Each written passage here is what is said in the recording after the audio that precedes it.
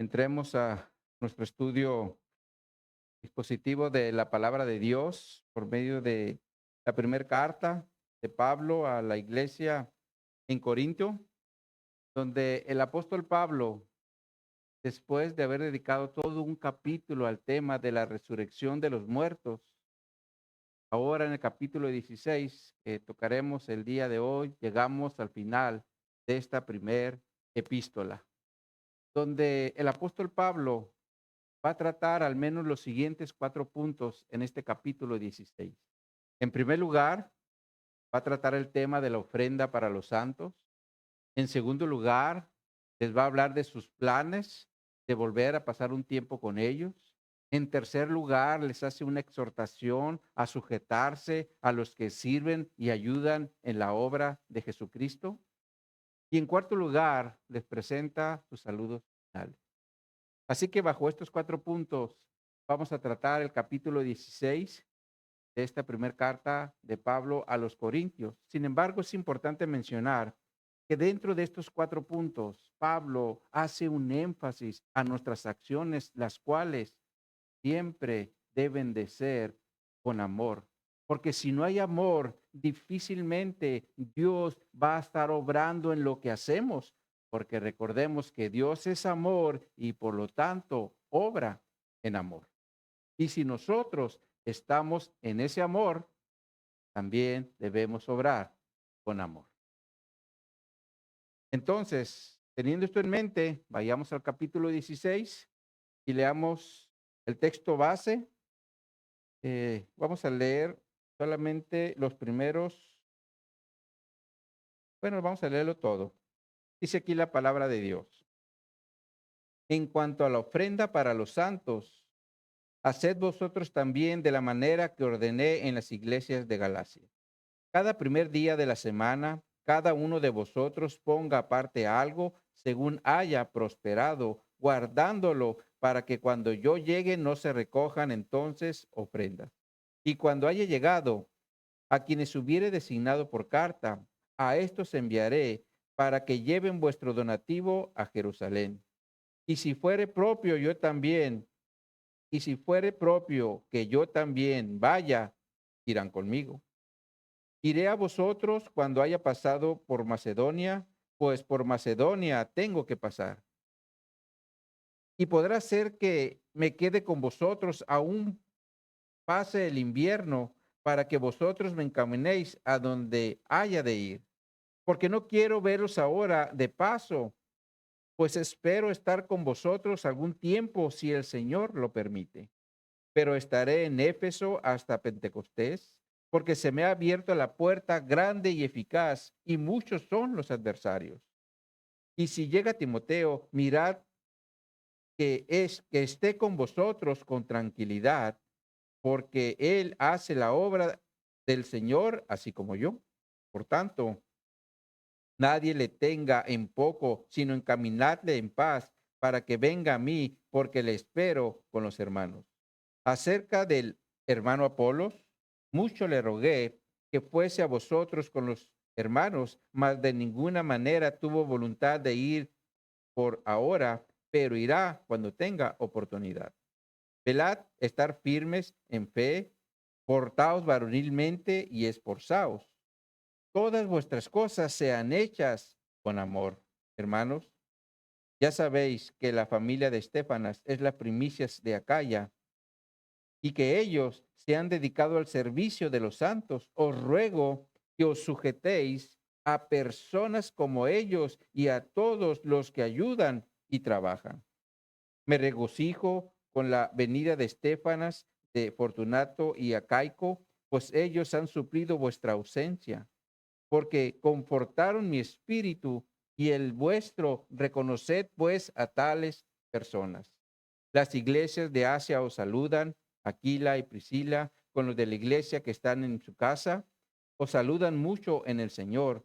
Os saludan todos los hermanos, saludaos los unos a los otros con ósculo santo. Yo, Pablo, os escribo esta salutación de mi propia mano. El que no amare al Señor Jesucristo sea anatema. El Señor viene. La gracia de nuestro Señor Jesucristo esté con vosotros. mi amor en Cristo Jesús esté con vosotros. Amén. El título que le hemos dado a esta enseñanza es Hagamos todo con amor. Hagamos todo con amor. Vamos a orar. Oh mi Dios, te pido que tu Espíritu Santo nos hable el día de hoy en relación a este tema, porque necesitamos comprender primeramente que tú eres amor y que necesitamos, como hijos tuyos, obrar en ese amor. Danos entendimiento a través de tu palabra, danos convicción a través de tu palabra y que podamos ser una iglesia que demuestre este amor que tú demandas en cada uno de nosotros. Así que ponemos esta enseñanza en tus manos y que sea tu Espíritu Santo el que nos hable directamente al corazón para que nos dé esa convicción, Señor, de actuar como tú lo dices en tu palabra. Así que ponemos esta enseñanza en tus manos y lo hacemos en el poderoso nombre de nuestro Señor Jesucristo, quien ahora es nuestro Señor y Salvador. Amén y amén. La palabra de Dios nos enseña que nuestro Dios es santo, como lo vemos en 1 Pedro capítulo 1, versos 14 y 16. Se los vamos a poner en la pantalla. Dice aquí la palabra de Dios: como hijos obedientes, no os conforméis a los deseos que antes teníais, estando en vuestra ignorancia, sino como aquel que os llamó es santo, sed también vosotros santos en toda vuestra manera de vivir, porque escrito está, santos, porque yo soy santo. Entonces es claro que nuestro Dios es santo y por lo tanto nos pide que andemos en santidad, es decir, apartados del pecado. Sin embargo, por otro lado, la palabra de Dios también nos enseña que nuestro Dios es justicia. Y a través de su justicia, Dios toma venganza de todos sus enemigos, como lo enseña la palabra de Dios en Deuteronomio capítulo 32, verso 41, donde nos dice: si afilare mi espada, mi reluciente espada, dice, si afilare mi reluciente espada y echare mano del juicio, yo tomaré venganza de mis enemigos y daré la retribución a los que me aborrecen. Esto nos enseña que nuestro Dios no tendrá por inocente a sus enemigos, llamados aquí los que me aborrecen. Ahora, para que Dios pueda operar entre su santidad y su justicia, lo hace por medio de su amor, solo que lo expresa a través de su misericordia, como por ejemplo en Éxodo 34, se los vamos a poner en la pantalla. Dice aquí esta escritura: Éxodo 34, 6 y 7. Y pasando Jehová por delante de él, es decir, de Moisés, proclamó: Jehová, Jehová, fuerte, misericordioso y piadoso, tardo para la ira y grande en misericordia y verdad, que guarda misericordia a millares, que perdona la iniquidad, la rebelión y el pecado, y que de ningún modo tendrá por inocente al malvado, que visita la iniquidad de los padres sobre los hijos y sobre los hijos de los hijos hasta la tercera y cuarta generación. Entonces es claro que Dios, por medio de su misericordia, detiene su ira contra sus enemigos. Y cuando esto pasa, es cuando se manifiesta el amor de Dios. Pero veamos ahora un caso específico en Génesis capítulo 18, cuando Abraham tiene un diálogo con la segunda persona de la Trinidad, es decir, como Jesús, con Jesús presentado aquí como Jehová, donde también la Escritura nos dice que Jesús viene acompañado de dos ángeles para dar castigo a la ciudad de Sodoma, la cual estaba llena de maldad y de perfección. Pero veamos este diálogo, vean en sus Biblias, en Génesis capítulo 18, y vamos a leer a partir del versículo 22.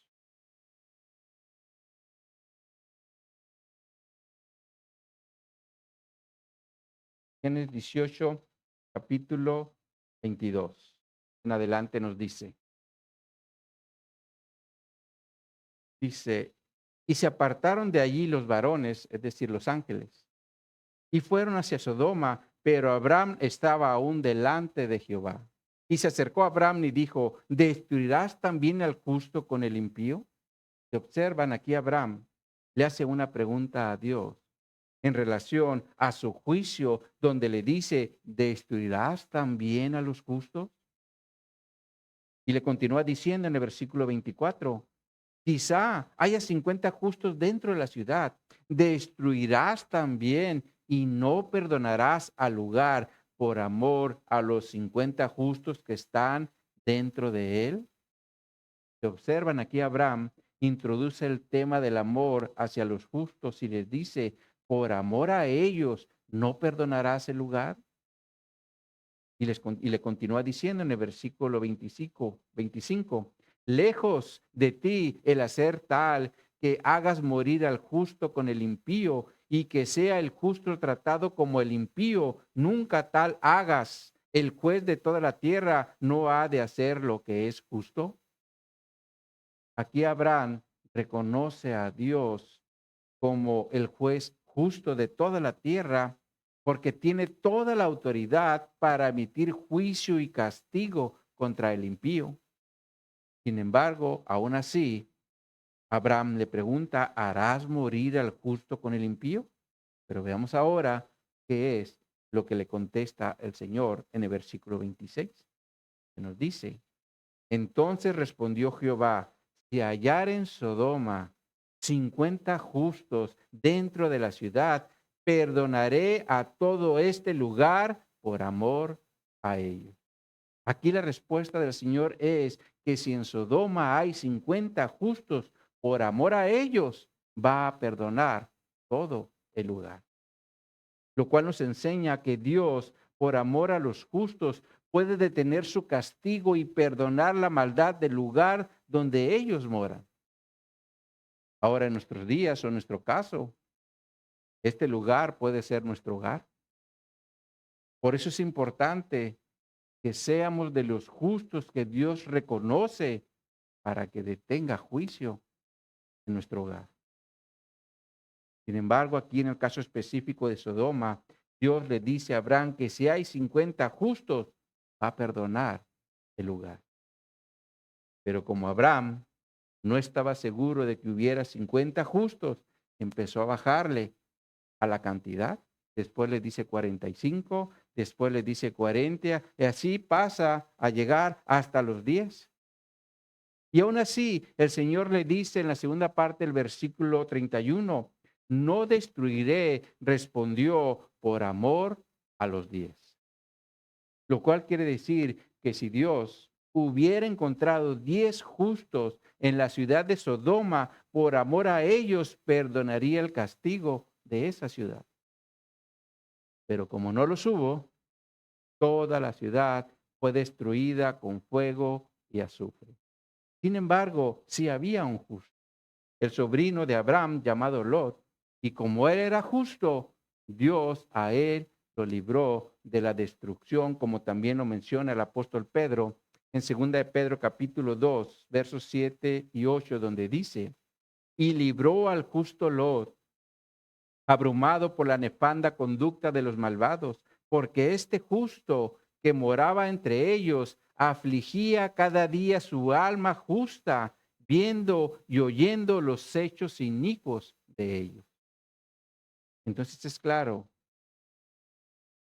que el justo siempre será librado del juicio, del castigo de Dios que imite contra los impíos.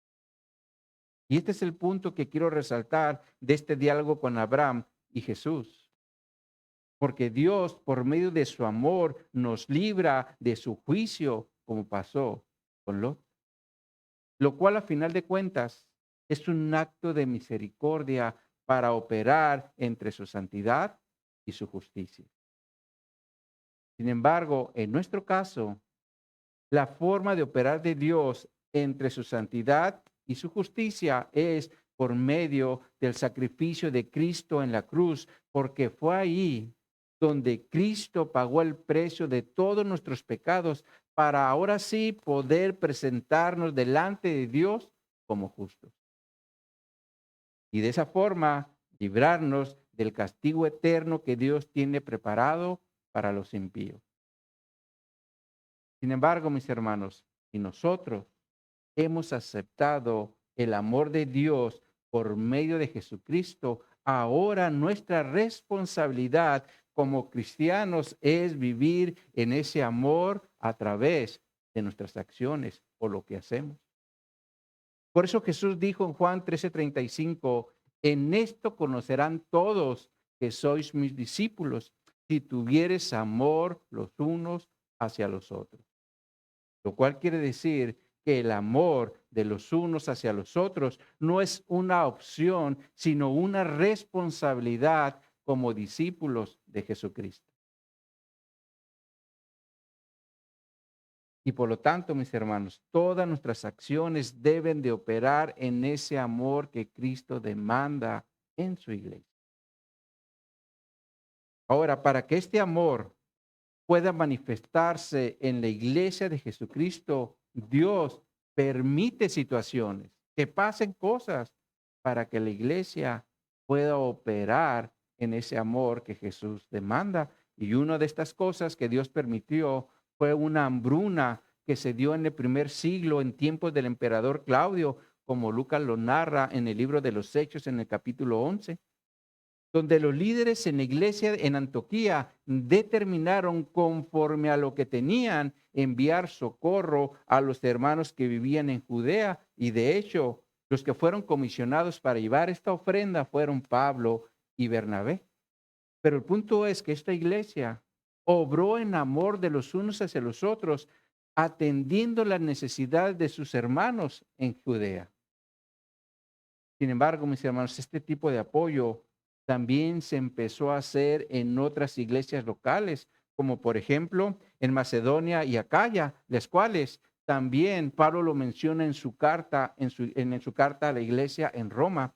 Se los vamos a poner en la pantalla. En Romanos 15, 25 al 27 nos dice: mas ahora voy a Jerusalén para ministrar a los santos, porque Macedonia y Acaya tuvieron a bien hacer una ofrenda para los pobres que hay entre los santos que están en Jerusalén. Pues les pareció bueno y son deudores de ellos, porque si los gentiles han sido hechos participantes de sus bienes espirituales, deben también ellos ministrarles de los materiales.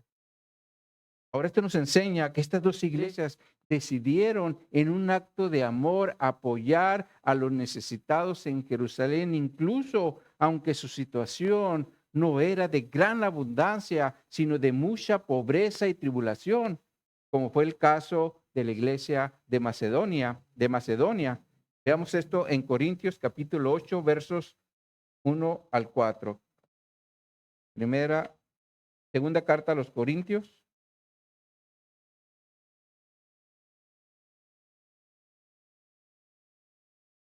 capítulo 8, 1 al 4 nos dice: asimismo, hermanos, os hago saber la gracia de Dios que se ha dado a las iglesias de Macedonia, que en gran prueba de tribulación, la abundancia de gozo y profunda pobreza abundaron en riquezas de su generosidad. Pues doy testimonio de que con agrado han dado conforme a sus fuerzas y aún más allá de sus fuerzas, pidiéndonos con muchos ruegos que les concediésemos el privilegio de participar en este servicio para los santos. Esto nos enseña que esta iglesia vio como un privilegio el poder participar de la necesidad que había en Jerusalén. Incluso lo miraron como un servicio. Por eso es que Pablo daba testimonio de esta iglesia con agrado, porque eran un buen ejemplo a seguir en lo que era dar apoyo a los necesitados. Ahora, seguramente los corintios también querían participar de este tipo de apoyo, solo que no sabían cómo hacerlo. Y ese es el punto que Pablo empieza a tocar al inicio del capítulo 16 del texto base. Regresemos ahí. Dice aquí en 1 Corintios 16:1: en cuanto a la ofrenda para los santos, haced vosotros también de la manera que os ordené en las iglesias de Galacia. Ahora, la Reina Valera inicia diciendo: en cuanto a la ofrenda para los santos. Pero si miramos cómo lo traduce, la Nueva Traducción Viviente, nos daremos cuenta que lo que realmente le están haciendo es una pregunta. Miren, se las ponemos en la pantalla. Dice esta traducción: ahora bien, consideremos la pregunta acerca del dinero que se está juntando para el pueblo de Dios en Jerusalén. Deberían seguir el mismo procedimiento que le di a las iglesias de Galacia. Esta traducción nos deja más en claro que los corintios querían saber cómo participar económicamente para apoyar a sus hermanos en Jerusalén. Y Pablo les instruye que lo hagan conforme al procedimiento que le había dado a las iglesias de Galacia. Por eso la Reina Valera dice: haced vosotros también de la manera que ordené en las iglesias de Galacia. Ahora, aquí la palabra ordené en griego no se refiere a un mandamiento, sino a una instrucción de autoridad con detalles de cómo hacer las cosas. Como por ejemplo, imaginemos que se organiza en el trabajo un paseo en un día hábil y se dan las instrucciones de a qué hora se va a salir, cuál va a ser el transporte que se va a usar y cuál es la comida que se va a dar. Ahora, si esta información se le da a los empleados a través de una persona que no tiene autoridad, se corre el riesgo de salir del trabajo sin autorización. Por eso las instrucciones siempre deben de venir de una persona con autoridad.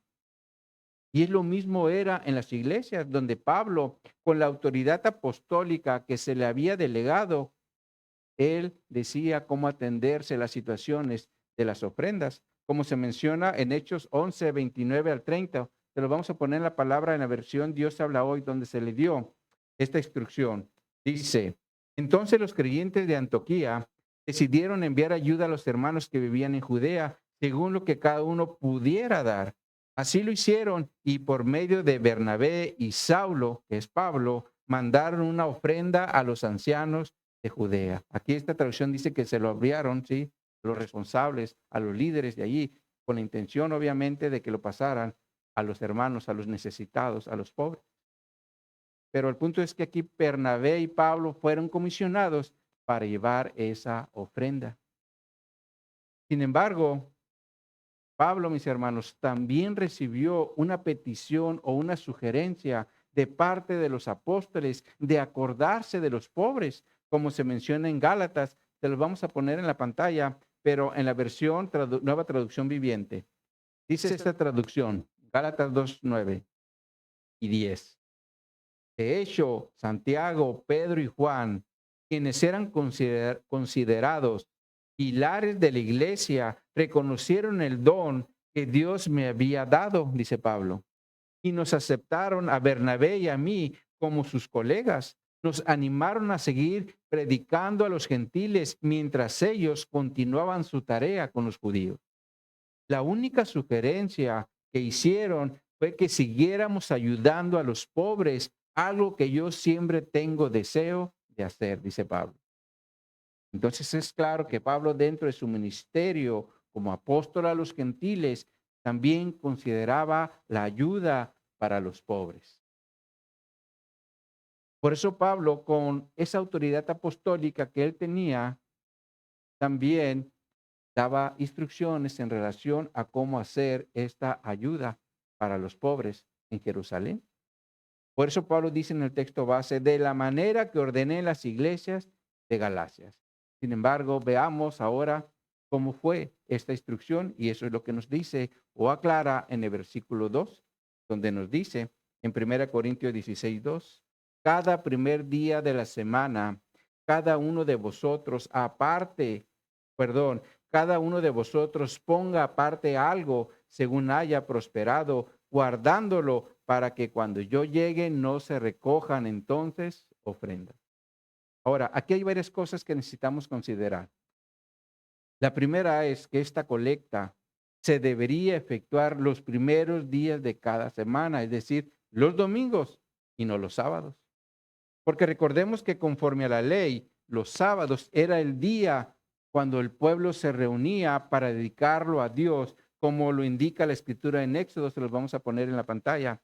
Éxodo 20, versos 9 al 11 nos dice, 6 días trabajarás y harás toda tu obra, mas el séptimo día es reposo para Jehová tu Dios. No hagas en él obra alguna, tú, ni tu hijo, ni tu hija, ni tu siervo, ni tu criada, ni tu bestia, ni tu extranjero que están dentro de tus puertas, porque en 6 días hizo Jehová los cielos y la tierra y el mar y todas las cosas que en ellos hay, y reposó el séptimo día. Por tanto, Jehová bendijo el día de reposo y lo santificó. Entonces es claro que bajo estas instrucciones, el pueblo de Israel no debería trabajar los sábados, sino dedicarlos a Dios, como se menciona en el contexto, es decir, en el versículo 8, donde dice, acuérdate del día de reposo para santificarlo. Otra versión dice, para consagrarlo al Señor. Por ese motivo, bajo el pacto de la ley, los judíos se reunían los sábados para adorar a Dios. Sin embargo, bajo el nuevo pacto hubo un cambio, porque ahora el pueblo de Dios, a través de Jesucristo, se empezó a reunir el primer día de la semana, es decir, el domingo, en conmemoración a la resurrección de Jesucristo.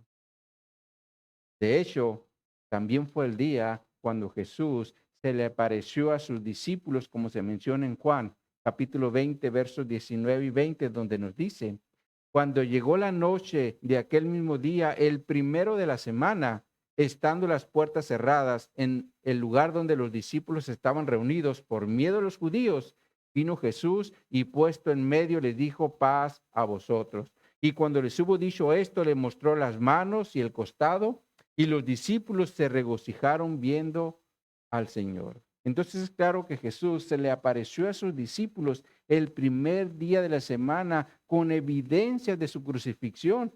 Por eso les mostró las manos y los costados, para que vieran que sí, que vieran cómo su cuerpo había sido crucificado, ¿verdad?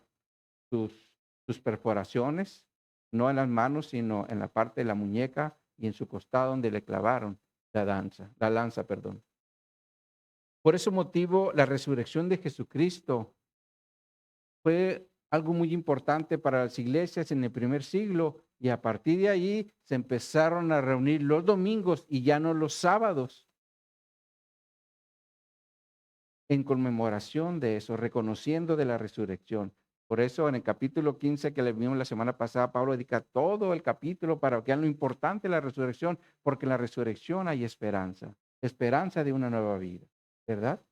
Y en base a eso, los cristianos del primer siglo empiezan a reunirse el primer día de la semana. Y esto lo vemos, por ejemplo, en Hechos 27, donde dice, el primer día de la semana, reunidos los discípulos para partir el pan, Pablo les enseñaba. Pablo se reunía con los discípulos, dice, el primer día de la semana. Y entendemos que lo que les enseñaba era el evangelio, donde Jesucristo es presentado como alguien que había muerto en la cruz por los pecados, como alguien que había sido sepultado en una tumba, pero como alguien que había resucitado de los muertos al tercer día, es decir, el domingo.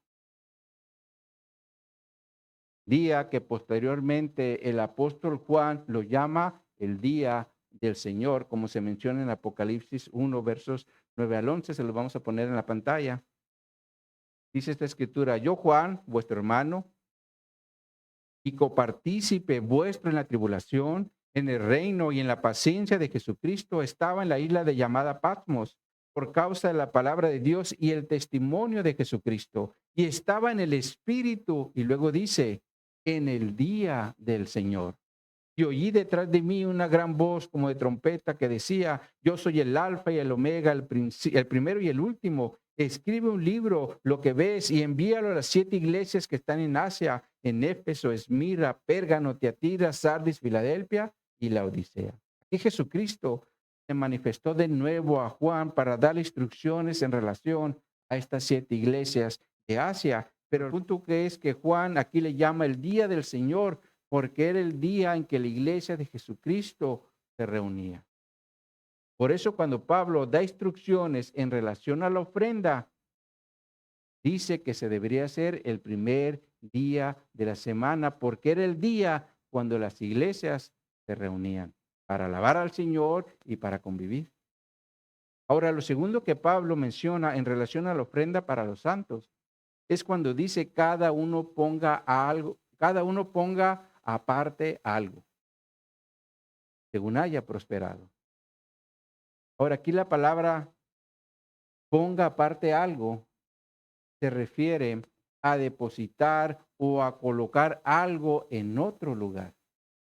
Es como cuando estamos partiendo un pastel y es nuestro cumpleaños, pero queremos ofrecerle un pedazo de pastel a otra persona que no vino a nuestro cumpleaños. Y por lo tanto, ¿qué es lo que hacemos? Agarramos un trozo y lo apartamos para que cuando lo veamos se lo entreguemos.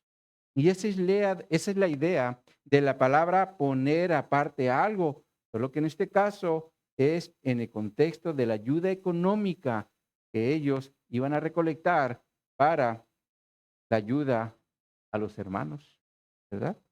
La cual pues obviamente era una ayuda económica, pero era de acuerdo a lo que hayan prosperado. Otra versión dice, según lo que hayan ganado. Y esto es importante considerarlo porque siempre han existido hermanos con sueldos muy diferentes, como por ejemplo, un médico tiene un sueldo muy, pero muy diferente al de un mecánico y un mecánico al de su ayudante. Y lo mismo era en el primer siglo, porque no todos trabajaban en el mismo oficio y por lo tanto no todos percibían el mismo sueldo. Por eso Pablo dice, según haya prosperado o ganado, lo cual indica que cada uno debería de ofrendar según sus posibilidades. Y esa es la idea. Porque puede ser que un médico dé una ofrenda de 5,000 pesos y esto no le afecte para nada económicamente. Pero para un empleado de fábrica, esto casi sería todo su sueldo. Por ese motivo, dice que cada uno debe de ofrendar de acuerdo a sus posibilidades. Sin embargo, lo que cada uno disponga para ofrendar, deberían de apartarlo y darlo cada domingo. Esa es la instrucción que Pablo les da.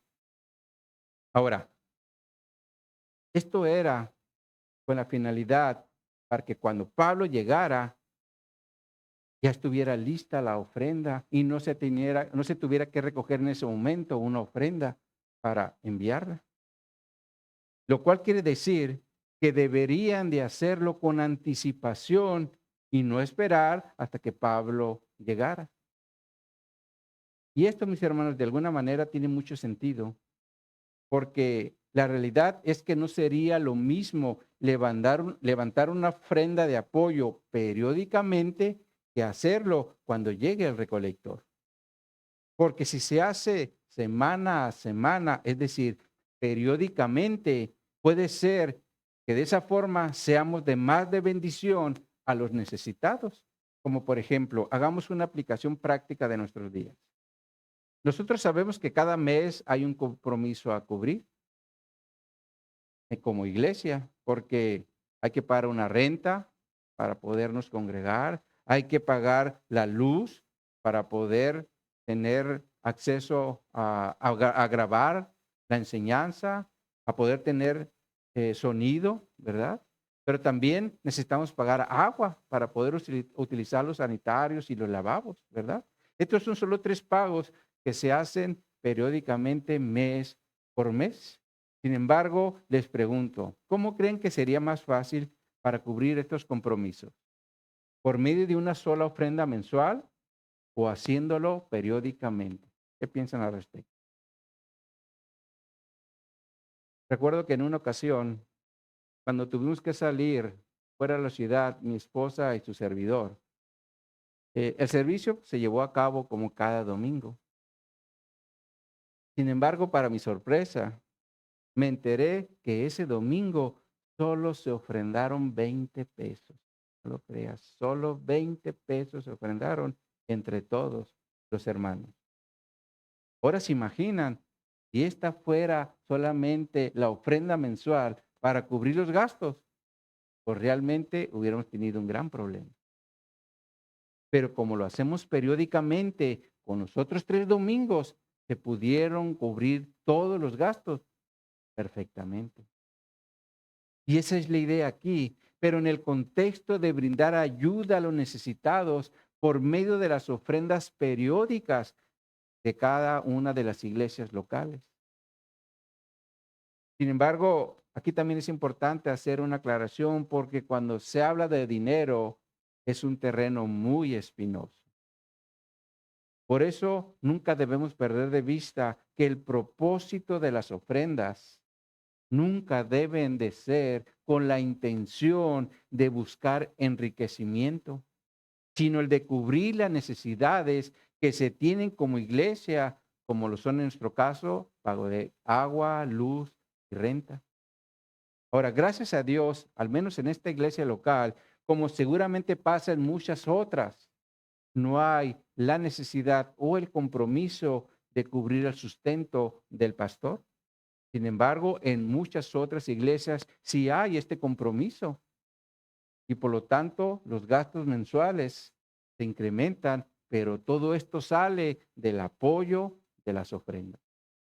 Por eso el Señor también nos dice en 2 Corintios 9:7, cada uno dé como propuso en su corazón, no con tristeza ni por necesidad, porque Dios ama al dador alegre. Y así es, mis hermanos, como debe ser nuestra ofrenda a la obra del Señor, para que de esa forma podamos cubrir las necesidades que tengamos propias como iglesia, pero nunca con la intención de buscar un enriquecimiento. Sin embargo, en el primer siglo es claro que esta ofrenda era para ayudar a los necesitados de la iglesia en Jerusalén. En ese contexto lo está presentando Pablo. Sin embargo, en nuestro contexto también lo podemos aplicar porque sigue habiendo necesidades en nuestra iglesia. Ahora, una vez que Pablo les da estas instrucciones en relación a la ofrenda para los necesitados, les dice en los versículos 3 y 4 aquí del texto base, dice, y cuando haya llegado a quienes habieres designado por carta, a estos enviaré para que lleven vuestro donativo a Jerusalén, y si fuere propio que yo también vaya, irán conmigo. Aquí vemos cómo Pablo les da la instrucción de que asignen a hermanos para que les pueda dar una autorización por carta para que lleven la ofrenda a Jerusalén. Esto es como las autorizaciones que nos otorgan en el trabajo a través de un memorándum, como por ejemplo para salir de vacaciones, donde nos tienen que especificar los días a disfrutar para no tener problemas si faltamos en esos días. Por eso son importantes los documentos de autorización y eso es lo que Pablo está haciendo para autorizar a aquellos que llevarían la ofrenda. Y obviamente entendemos que deberían ser hermanos confiables, ¿verdad? Hermanos que saben que no tienen problemas con el dinero. Pero Pablo por eso le dice, asignen ustedes hermanos para que yo los pueda autorizar por una carta. Sin embargo, Pablo añade que si es necesario que él vaya, entonces pues irán todos juntos. Y con esto Pablo cierra prácticamente el punto de las ofrendas para que los corintios ahora sí sepan cómo deben de obrar o cómo deben de proceder para esta recolección que se estaba haciendo para los hermanos de Jerusalén. Ahora, después de hablarle de esto o presentarles esto, le habla de sus planes en los versículos 5 y 7, donde les dice, iré a vosotros cuando haya pasado por Macedonia, pues por acá ya tengo que pasar, y podrá hacer que me quede con vosotros aún pase el invierno, para que vosotros me encaminéis a donde haya de ir, porque no quiero verlos ahora de paso, pues espero estar con vosotros algún tiempo, si el Señor lo permite. Es claro que dentro de los planes de Pablo estaba el volver a verlos incluso, estar con ellos un invierno. Por eso dice en el versículo 7, no quiero verlos de paso, quería volver a pasar un buen tiempo con ellos. Sin embargo, también les dice que lo encaminen a donde tuviera que ir, lo cual se refiere, o más bien, cuando él dice, quiero que me encaminen, no se refiere a que, vayan conmigo, a caminen en una parte del trayecto, sino más bien aquí se refiere a que lo apoyen económicamente para que él continúe su viaje. Por eso es que utiliza la palabra encaminéis, la cual significa proveer lo necesario. Ahora recordemos que Pablo a estas alturas de su ministerio como apóstol, él ya no trabajaba haciendo arpas o tiendas. Y por lo tanto, ahora Pablo dependía de las ofrendas de las iglesias para continuar haciendo la obra del evangelio. Por eso les hace la petición de ayuda para su próximo viaje. Sin embargo, también les expone que estaría en Éfeso haciendo la obra del Señor, como lo menciona en versículos 8 y 9, donde dice, pero estaré en Éfeso hasta Pentecostés, porque se me ha abierto puerta grande y eficaz, y muchos son los adversarios. Es claro que Pablo podía observar o discernir cuando el Señor le abría la puerta para llevar el evangelio con éxito a los perdidos. Pero también él era consciente de la gran oposición a la que se enfrentaba, sobre todo en Éfeso, porque era una ciudad muy idólatra, como ya había tenido la experiencia con un platero llamado Demetrio, el cual hacía templecillos para Diana. Y como este platero empezó a ver que su negocio empezó a bajar, porque la gente se convertía a Cristo y empezaba ya a desechar las imágenes. Y como esto le estaba afectando, dice la escritura en Hechos 19, se los vamos a poner en la pantalla. Dice aquí, pero veis y oís que este Pablo, no solamente en Éfeso, sino en casi toda Asia, ha apartado a muchas gentes con persuasión, diciendo que no son dioses los que se hacen con las manos. Y no solamente hay peligro de que este negocio nuestro negocio venga a desacreditarse, sino también que el templo de la gran diosa Diana sea estimado en nada y comience a ser destruida la majestad de aquella a quien venera toda Asia y el mundo entero.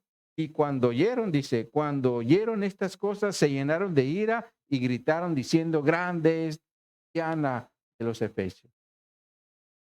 Estos hermanos eran los adversarios que Pablo sabía, a los que se tenía que enfrentar, porque eran los que se oponían a la obra del Evangelio. Y obviamente es porque se afectaría sus recursos, ¿verdad? Porque ya ellos sabían cómo estar lucrando con la gente. Ahora, Pablo, después de presentarles estos planes de ir a visitarlos, les presenta algunos mandamientos en relación a los que sirven en la obra del Evangelio, como era el caso de Timoteo, que es mencionado en los versículos 10 y 11, donde les dice, y si llega Timoteo, mirad que esté con vosotros con tranquilidad, porque él hace la obra del Señor así como yo. Por tanto, nadie le tenga en poco, sino encaminadle en paz para que venga a mí, porque le espero con los hermanos.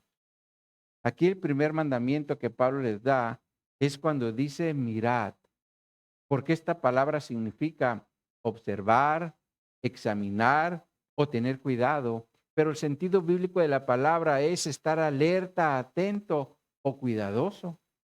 Sin embargo, Pablo no lo está presentando en un sentido negativo como si Timoteo fuera un falso maestro, porque en estos casos sí tenemos que estar alertas, observando y examinando lo que ellos hacen, porque estas personas le pueden hacer mucho mal a la iglesia e incluso causar divisiones. Pero en el caso de Timoteo, más bien aquí es en un sentido positivo, porque era el discípulo que Pablo lo consideraba como un hijo amado y fiel en el Señor. Entonces, el primer mandamiento es ese, estén observando que pero era en relación a sus necesidades. Y después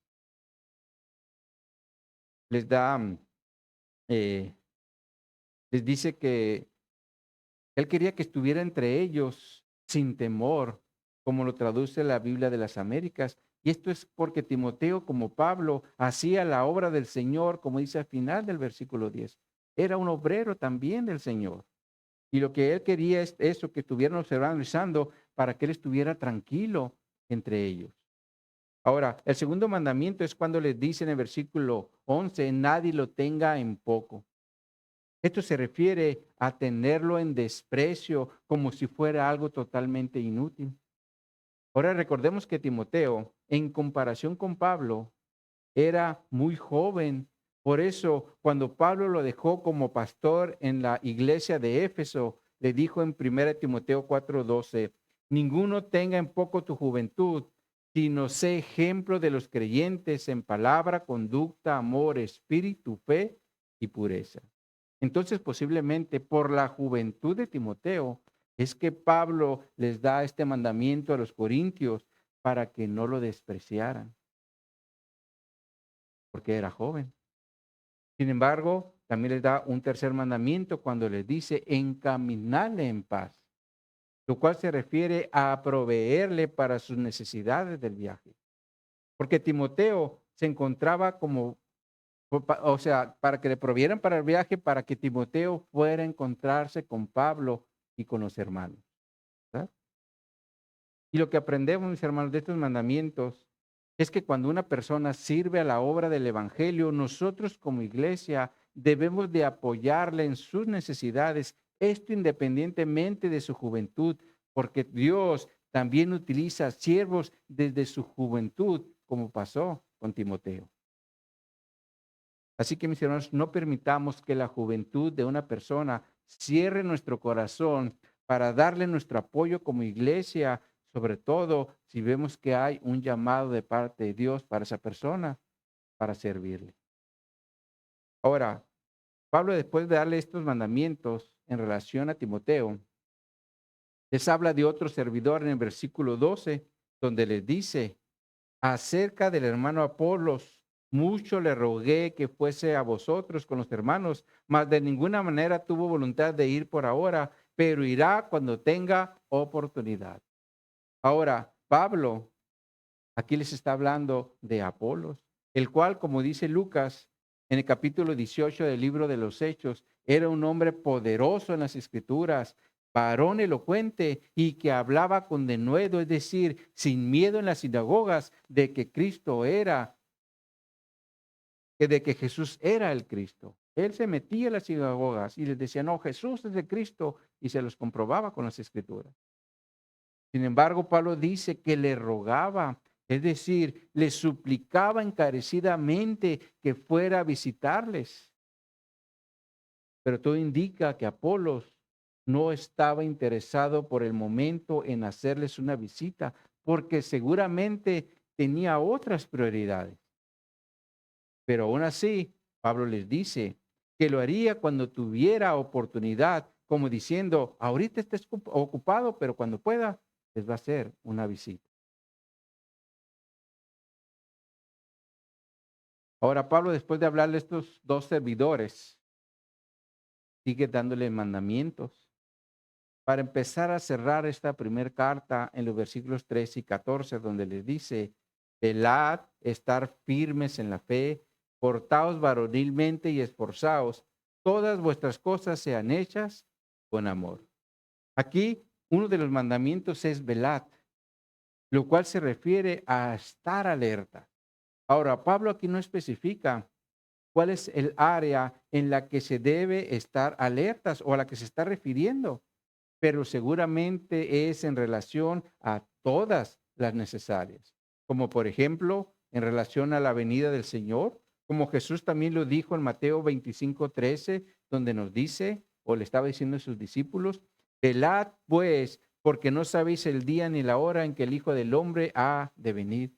Es claro, mis hermanos, que la venida del Señor es una de las cosas por las cuales nosotros como cristianos debemos estar alertas porque puede venir en cualquier momento. Pero también pudiera ser en relación a las acechanzas del diablo, como Pedro lo indica en 1 Pedro 5:8, donde dice, sed sobrios y velad, porque vuestro adversario el diablo, como león rugiente, anda alrededor buscando a quien devorar. La realidad, mis hermanos, es que hay muchas áreas donde nosotros como iglesia necesitamos estar velando para estar alertas, porque si nos agarran dormidos, será muy fácil que seamos una presa.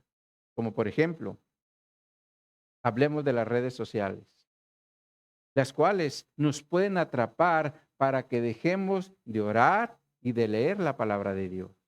La realidad es que Satanás opera de una manera muy sutil para engañarnos. Por eso debemos estar siempre alertas para no ser engañados o atrapados con sus artimañas. Ahora, con esto no quiero decir que las redes sociales sean del diablo, porque también en las redes sociales encontramos muy buenas enseñanzas que nos pueden ayudar para tener mejor entendimiento de ciertos temas bíblicos. Aquí más bien a lo que me refiero es a todo aquello que las redes sociales nos ofrecen para afectar nuestra vida espiritual o nuestra relación con Dios. Por eso es que debemos estar despiertos y velando para discernir lo que verdaderamente nos conviene de lo que no nos conviene.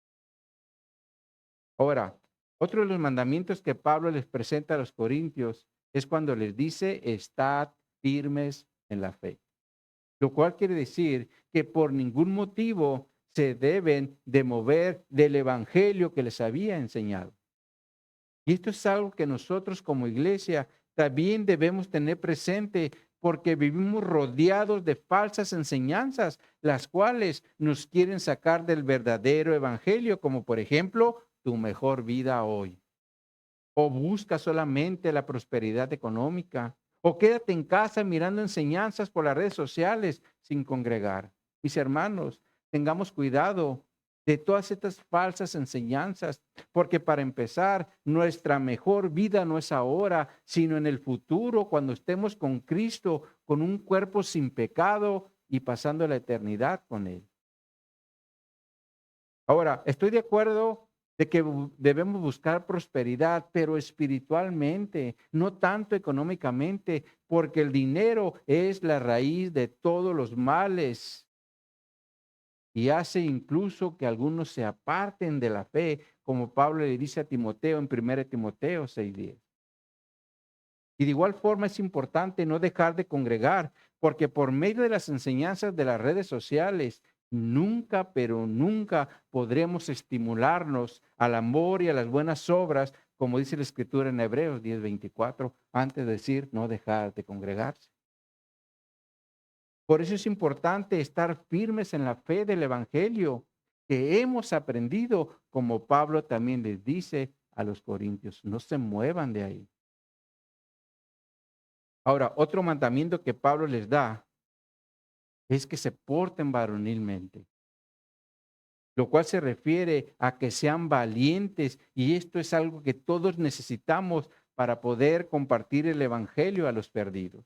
Porque recordemos que Dios no nos dio un espíritu de cobardía, sino de poder, de amor y de dominio propio, como Pablo le dice a Timoteo en 2 Timoteo 1:7. Así que mis hermanos, seamos valientes para compartir el evangelio a los perdidos. Y por último, Pablo les da el mandamiento de esforzaos, lo cual se refiere a ser fuertes, como cuando el Señor le dijo a Josué en Josué 1:7, solamente esfuérzate y sé valiente para cuidar de hacer conforme a toda la ley que mi siervo Moisés te mandó. No te apartes de ella ni a diestra ni a siniestra, para que seas prosperado en todas las cosas que emprendas. Y de la misma forma, mis hermanos, como iglesia debemos esforzarnos para ser fuertes y permanecer en los mandamientos que tenemos en la palabra de Dios para que por ningún motivo andemos en desobediencia. Ahora, Pablo, después de dar estos mandamientos, toca la parte central en el capítulo 10, en el versículo 14, donde les dice, todas vuestras cosas sean hechas con amor.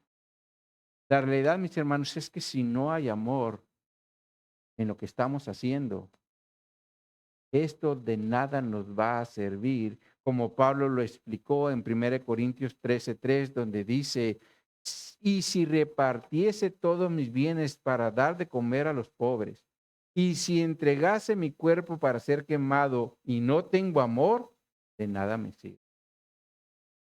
Es claro que si no hay amor en lo que hacemos, de nada nos va a servir, incluso si damos todo el dinero a los pobres o nuestro cuerpo para que sea quemado, como dice Pablo aquí. Porque todo debe ser con amor, como Cristo lo hizo para dejarnos ejemplo. Porque Cristo, siendo rico, dice la Escritura que se hizo pobre, como lo especifica en 2 Corintios 8:9, donde dice, porque ya conocéis la gracia de nuestro Señor Jesucristo, que por amor a vosotros se hizo pobre, siendo rico, para que vosotros con su pobreza fuisteis enriquecidos. Así que, mis hermanos, aprendamos del amor de Cristo para que todo lo que hagamos sea con este amor, el cual es sacrificial, porque el amor de Dios es, como dice la Escritura en 1 Corintios capítulo 13, versos 4 al 7, el amor es sufrido, es benigno, no tiene envidia, no es jactancioso, no se envanece, no hace nada indebido, no busca lo suyo, no se irrita, no se goza de la justicia, de la injusticia, se goza de la verdad, pero sobre todo lo sufre, todo lo cree, todo lo espera y todo lo soporta. Y ese es el amor en el que tú y yo debemos de andar y ejercer lo que hacemos. Porque es el amor al que se refiere Pablo en el texto base cuando dice, todas vuestras cosas sean hechas con amor. La pregunta aquí es, ¿realmente hacemos las cosas con este amor o solo las hacemos por cumplir? Espero, mis hermanos, que no lo hagamos solamente por cumplir, sino por amor, como lo enseña la palabra de Dios. Ahora, después de este punto central, Pablo continúa con sus saludos finales y les hace un pedido a los corintios en los versículos 15 y 16, donde les dice, hermanos, ya sabéis que la familia de Estefanas es las primicias de Acaya y que ellos se han dedicado al servicio de los santos. Os ruego que os sujetéis a personas como ellos y a todos los que ayudan y trabajan. Aquí Pablo les hace un recordatorio acerca de la familia de Estefanas, quienes fueron un primer fruto del evangelio en Acaya, los cuales también se han dedicado al servicio de los santos. Y por lo tanto les dice, harían bien en sujetarse a este tipo de hermanos que ayudan y trabajan. Ahora, esto es algo que aún en nuestros días deberíamos de considerar, porque Dios quiere obreros responsables que trabajen en su obra, pero también hermanos que los apoyen y que de igual forma estemos dispuestos a trabajar bajo su dirección para que juntos hagamos la obra del Evangelio. Porque el trabajo, mis hermanos, no es solamente de los líderes, sino de todos como parte de un solo cuerpo que somos. Y esto es importante entenderlo. Todos debemos trabajar en la obra de Cristo. Sin embargo, el Señor siempre pone a alguien para que dirija a los demás y a esos son a los que debemos de ayudar. Como Pablo le dice aquí a los corintios. Ahora, después de este recordatorio, les expresa un regocijo en los versículos 17 y 18, donde les dice, me regocijo con la venida de Estéfanas, de Fortunato y de Acaico, pues ellos han suplido vuestra ausencia, porque confrontaron mi espíritu, confortaron mi espíritu y el vuestro. Reconoced pues a tales personas. Aquí el regocijo de Pablo es porque Estefanas, Fortunato y Acaico le ayudaron en lo que ellos, es decir, en los corintios, en lo que los corintios no le habían podido dar, como lo traduce la Nueva Traducción Viviente. Miren, se los ponemos en la pantalla. Dice esta traducción: estoy muy contento de que Estefanas, Fortunato y Acaico hayan llegado. Ellos me han dado la ayuda que ustedes no pudieron darme al no estar aquí. Esto también nos enseña el cuidado de Dios para sus obreros, porque cubre sus necesidades para que continúen con la obra del Evangelio. Y lo mismo es el día de hoy, porque Dios siempre tiene cuidado de nosotros y no nos hace falta un pan a la mesa. Y también nos cubre nuestras necesidades para que sigamos adelante en la obra del Evangelio. Y esto es algo que aprendemos, que podemos vivir en el día de hoy, porque así como el Señor tenía cuidado de Pablo, lo sigue teniendo de nosotros. Ahora, por último, le dice en los versículos 19 al 24, como parte de los saludos finales, les dice: las iglesias de Asia os saludan, Aquila y Priscila, con las iglesias que están en su casa, os saludan mucho en el Señor, os saludan todos los hermanos, saludaos los unos a los otros con ósculo santo. Yo, Pablo, os escribo esta salutación de mi propia mano.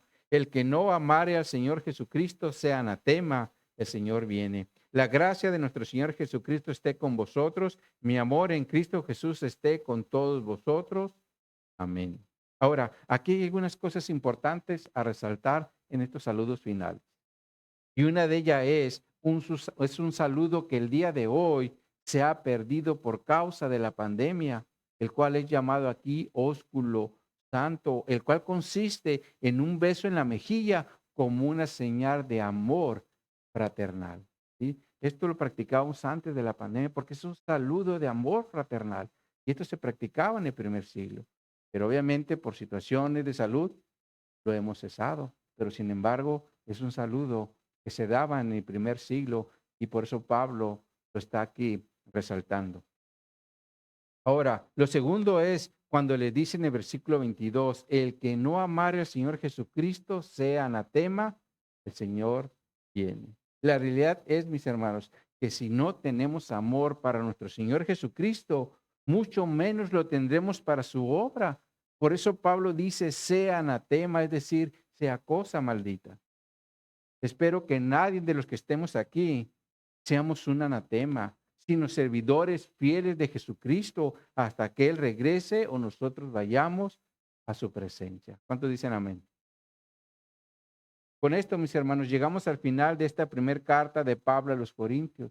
Y si el Señor lo permite, la próxima semana continuaremos con la segunda carta, donde seguramente el Señor nos seguirá dando instrucciones en relación a cómo vivir nuestro cristianismo en el día a día. Sin embargo, nunca perdamos de vista que todo lo que hagamos debemos de hacerlo siempre, pero siempre con el amor que Dios demanda de su iglesia.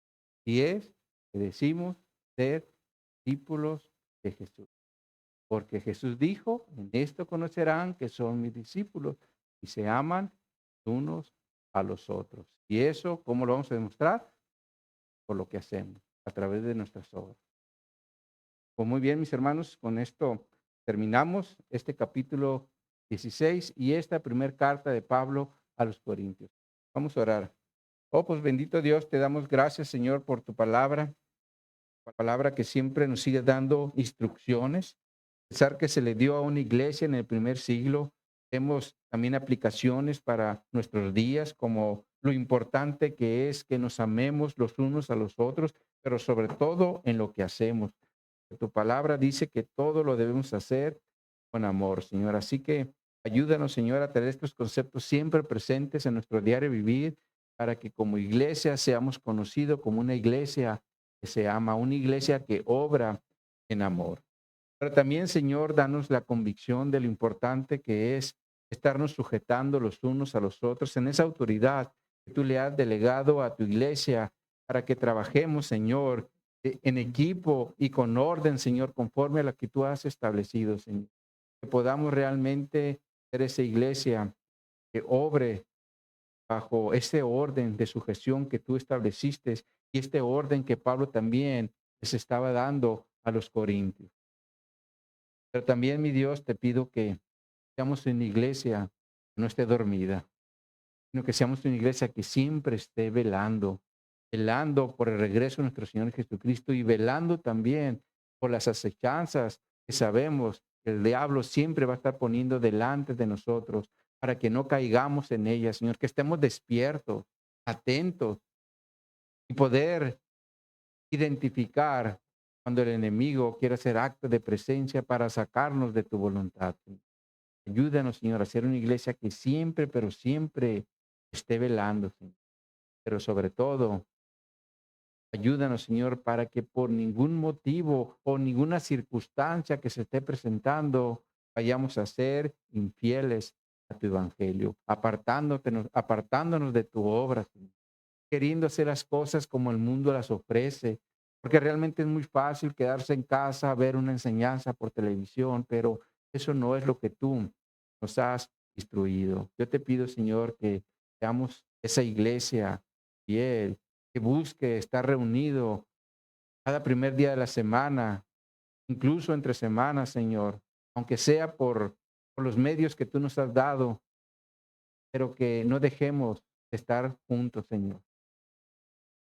No permita, Señor, que nos apartemos de tu iglesia, Señor, ni mucho menos de tu evangelio. Ayúdanos para seguir adelante, ser fieles en todo momento. Te lo pido para tu gloria, en el nombre de Jesús, para que Él siga siendo exaltado a través, Señor, de lo que obreros inútiles hacen, buscando siempre hacerlo conforme a tu voluntad, Señor. Que Jesús debe ser exaltado. Y te exaltamos, Señor, por lo que eres. Amén.